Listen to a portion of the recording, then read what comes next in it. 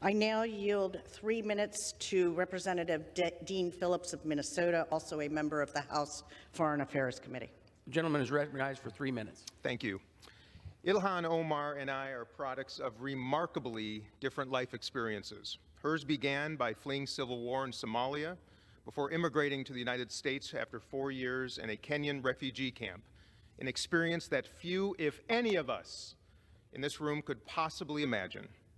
My family came to America a century before hers, seeking the same safety, security, and opportunity as they fled Russian pogroms targeting Jewish people in Eastern Europe.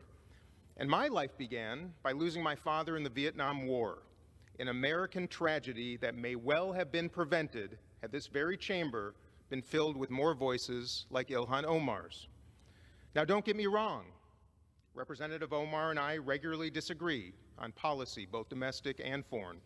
And she has at times used words that have caused concern, offense, and even personal pain to me and others. She and I have spoken face to face on those occasions, and she has apologized, and she continues to learn from those missteps.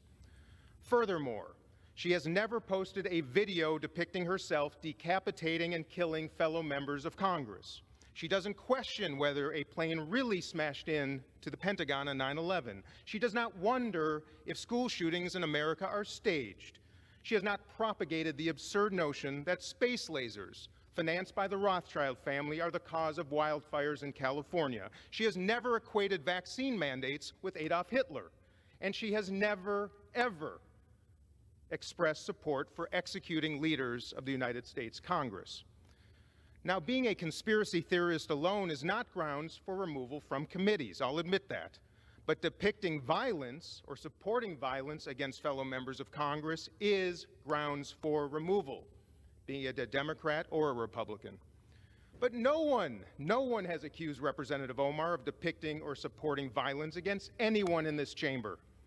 So why will 90% of Jewish members of the United States House of Representatives vote to maintain her committee assignment? Quite simply, because we believe in the human capacity to learn from mistakes, to make amends, and that atonement should be rewarded, not punished. We also believe that the most dangerous acts by elected officials in a democracy are to silence voices of dissent, even those with which we fundamentally disagree. And that's what this is about, silencing and canceling. How ironic. Furthermore, this is the very weaponization of anti-Semitism that I, as a Jewish person, find repulsive, I find dangerous, and above else, shameful. Yes, shameful. So to my friends across the aisle, if you really are sincere about defeating anti-Semitism in America, how about ask us? How about ask us what we need? And let me assure you, you might be surprised by the answer. I yield back. Gentleman.